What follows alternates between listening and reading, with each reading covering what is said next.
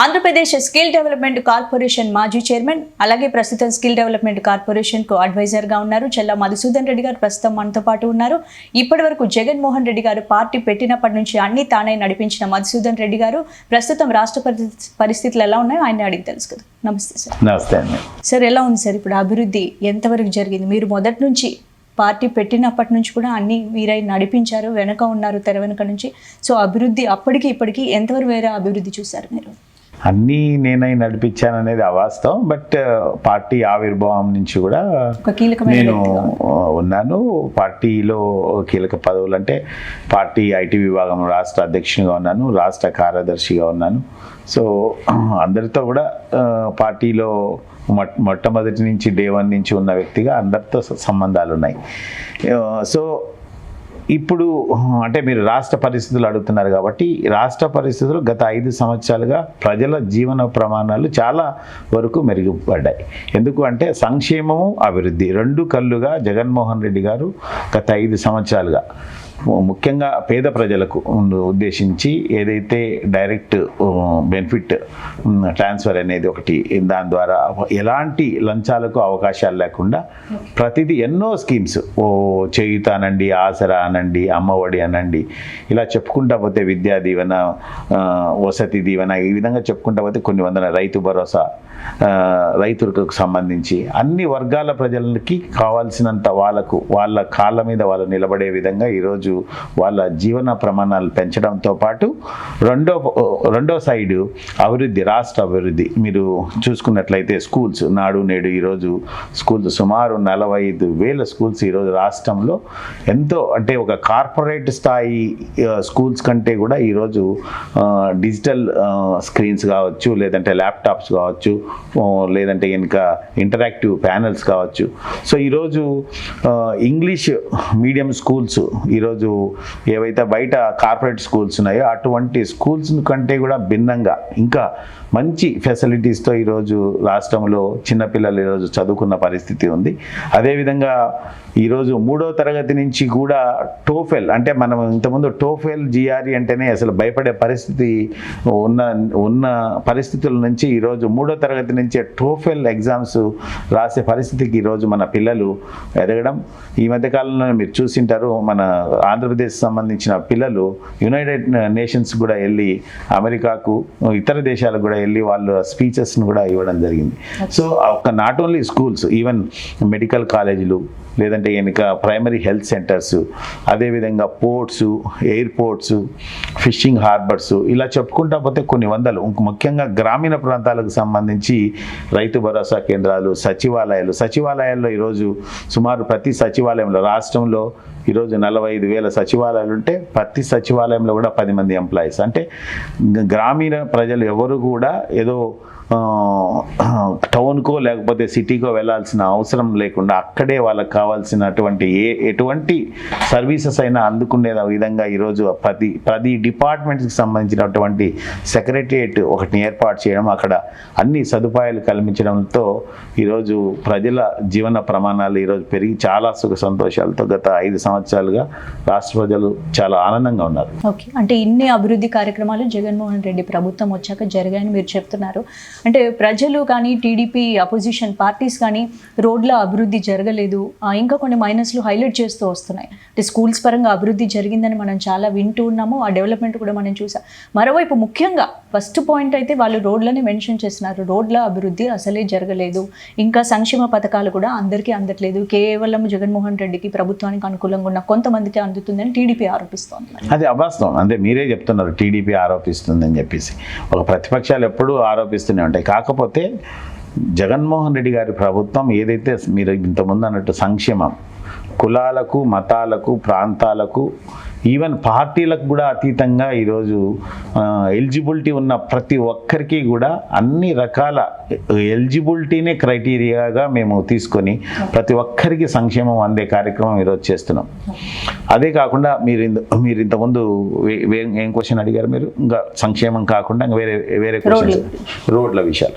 గత ప్రభుత్వం కంటే కూడా ఈరోజు చాలా రోడ్స్ని మేము చాలా ప్రాంతాలలో ఆల్మోస్ట్ ప్రతి ప్రాంతంలో ఎక్కడో 1, 2, 3 ప్లేసెస్లో ఎక్కడైనా ఉండొచ్చేమో కానీ రోడ్లు అది న్యాచురల్గా, ఎందుకంటే ఈ మధ్యకాలంలో లాస్ట్ 4 years రెయిన్స్ చాలా ఎక్కువైనాయి కాబట్టి కొంత సాయిల్ ఎక్కడైతే లూజ్ సాయిల్ ఉంటుందో అక్కడ కొంత డ్యామేజెస్ అయిండొచ్చు. సకాలంలో జనరల్గా రిపేర్స్ చేయని చోట 2-3 రోడ్లని తెలుగుదేశం ప్రభుత్వం దాన్ని, లేకపోతే వెనుక ఇతర ప్రతిపక్షాలు వాళ్ళ ఫోటో తీసుకొని రాష్ట్రం అంతా ఈ విధంగా ఉంది అని చెప్పేసి ఒక చూపించే ప్రయత్నం చేశారు తప్పితే గత ప్రభుత్వం కంటే కూడా చాలా రోడ్లు ముఖ్యంగా అటు నేషనల్ హైవేస్ కావచ్చు, లేదంటే రాష్ట్రంలోని స్టేట్ హైవేస్లో చాలా వరకు మేము రోడ్స్ని డెవలప్ చేశాం. జగన్మోహన్ రెడ్డి ఆంధ్రప్రదేశ్ ముఖ్యమంత్రి అయిన తర్వాత అరాచక పాలనకు నాంది పలికారని టీడీపీ పదే ఆరోపిస్తోంది. మరి ఇది నిజంగా హాస్యాస్పదం. ఎందుకంటే అరాచక పాలన గతంలో జరిగింది. 2014-19లో చంద్రబాబు నాయుడు ముఖ్యమంత్రిగా ఉన్నప్పుడే జన్మభూమి కమిటీల పేరుతో ఎంతో అరాచకం, అంటే ఈ నీరు చెట్టు అని దోచుకోవడము, ఇటువంటి కార్యక్రమాలు 14-19లో ఎన్నో కార్యక్రమాలు. అదే సేమ్ ఇంతకుముందు ఇదే స్కిల్ కార్పొరేషన్లోనే ఆయన అరెస్ట్ అయినాడు.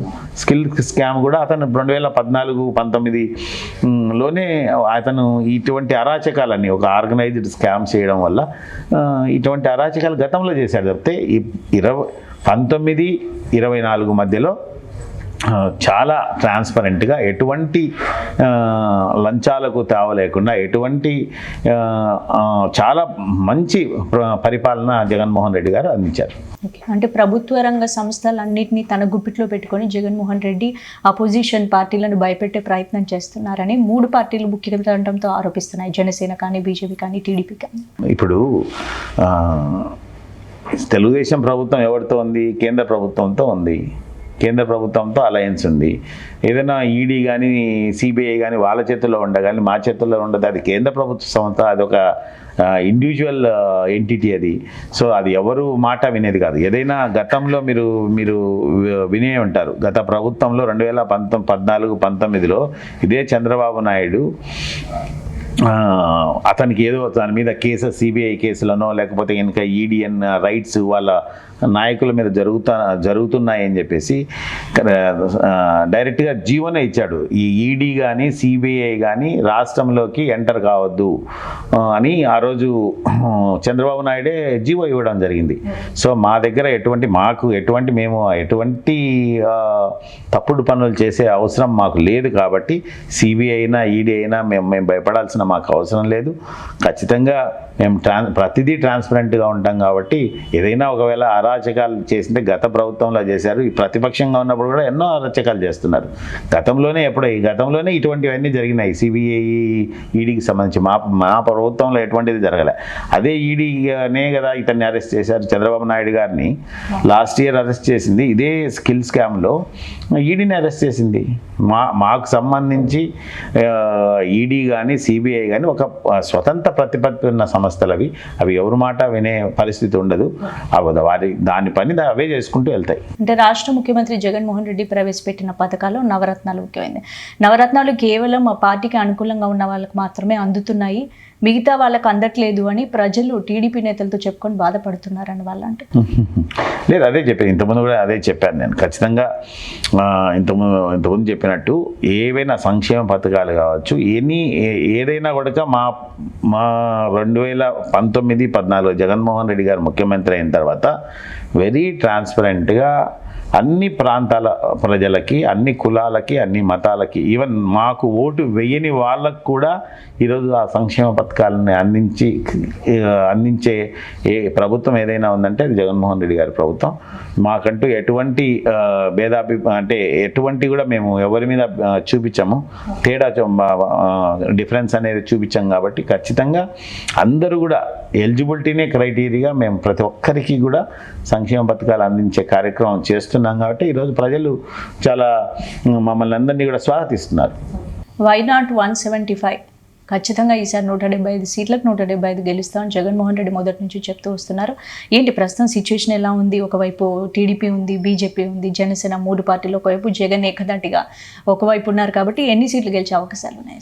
ఇప్పుడు మేము మంచి పరిపాలన ఇచ్చాం కాబట్టి మేము ధైర్యంగా ఒంటరిగా వెళ్తున్నాం. వాళ్ళకు గతంలో మంచి పరిపాలన ఇచ్చిన రికార్డు లేదు. ఇప్పుడు ప్రతిపక్షంగా వాళ్ళకు ప్రజల తరపున పోరాడిన పరిస్థితులు లేవు. కాబట్టి వాళ్ళు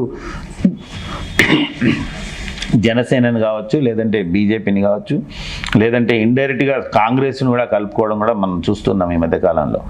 సో అదేవిధంగా సిపిఐ, సిపిఎం, ఇంకా ఇతర కొన్ని సంఘాల నాయకులు అందరినీ కలుపుకొని కొంచెం సుమారు 20 మందితో ఈరోజు ఒక జగన్మోహన్ రెడ్డి గారి మీద ఈరోజు వాళ్ళు పోరాటం చేస్తున్నారు. మేము ఎక్కడా అదరడం లేదు, బెదరడం లేదు. మీరు ఈ మధ్యకాలంలో చూశారు, ఇడుపులపాయ నుంచి టెక్కలి వరకు బస్సు యాత్ర చేశాం. ఏ విధంగా ప్రజల స్పందన ఉన్నది మీరే కళ్ళారా చూసినారు, ప్రజలందరూ, మీడియా అంతా చూసింది. సో మేము మంచి పరిపాలన ఇచ్చాం, మాకు పూర్తిగా ధైర్యం ఉంది, ఖచ్చితంగా ప్రజలు ఆశీర్వదిస్తారని చెప్పేసి ఖచ్చితంగా కంఫర్టబుల్గా మేము ఈ గతంలో కంటే కూడా మెరుగైన సీట్సే తీసుకొని వస్తాం తప్పకుండా. జగన్మోహన్ రెడ్డి బొమ్మతో ల్యాండ్ యాక్ట్ చట్టానికి సంబంధించి ప్రభుత్వ స్థలాలను, పొలాలను కానీ ప్రభుత్వమే లాక్ చేస్తోంది అని ఆరోపణలు వస్తున్నాయి. అంటే ఏంటి, అంటే ఇది బాగా దీంట్లో వాస్తవం ఉందా అసలు? ల్యాండ్ టైటిల్ యాక్ట్ అనేది కేంద్ర ప్రభుత్వం పెట్టిన ఒక చట్టం. సో ఆ కేంద్ర ప్రభుత్వం ఏం చెప్పింది, దీన్ని ఇంప్లిమెంట్ చేయమని అన్ని రాష్ట్రాలకు చెప్పింది. కొన్ని రాష్ట్రాలు టేకప్ చేస్తే కొన్ని రాష్ట్రాలు టేకప్ చేయలేదు. సో ఇక్కడ ఈ ల్యాండ్ ఏదైతే టైటిల్ చట్టం ఏదైతే యాక్ట్ ఉందో, ఇది గతంలోనే వీళ్ళే టీడీపీనే దాన్ని అసెంబ్లీలో దాన్ని ఆమోదించడం కూడా జరిగింది. వాళ్ళే మద్దతు ఇచ్చారు.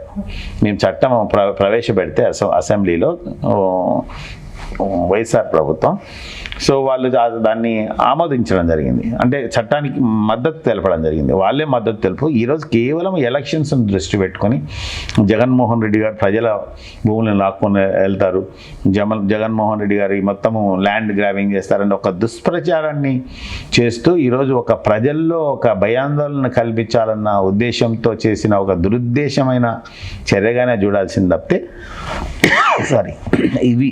ఇది ఈ ల్యాండ్ టైటిల్డ్ యాక్ట్ అనేది చాలా మంచి కార్యక్రమం. మీరు గమనించారో లేదో, 100 సంవత్సరాల నుంచి ఎక్కడ కూడా ఏ దేశంలో కూడా సర్వేస్ జరగలేదు ఈ ల్యాండ్ మీద. జగన్మోహన్ రెడ్డి గారి ప్రభుత్వం వచ్చిన తర్వాత ఈ సర్వే మొత్తము ల్యాండ్ ఆంధ్రప్రదేశ్లో నుంచి ప్రతి ల్యాండ్ కూడా సర్వే చేయడము, సమగ్ర సర్వే అంటారు దాన్ని. సర్వే చేసిన తర్వాత ఆ హద్దులను కూడా, ఎవరి భూమికి సంబంధించిన వాళ్ళ హద్దులను కూడా రాళ్ళు పాతించే కార్యక్రమం కూడా మొదలుపెట్టాం. ఇప్పటికే ఆల్మోస్ట్ ఒక 30 to 40% అంటే 45,000 గ్రామ పంచాయతీల్లో సుమారుగా 20,000 పంచాయతీల్లో ఇప్పటికే కంప్లీట్ అయిపోయింది. సో ఖచ్చితంగా ఆ సమగ్ర ఏదైతే చట్టం ఉందో అది చాలా మంచి చట్టం.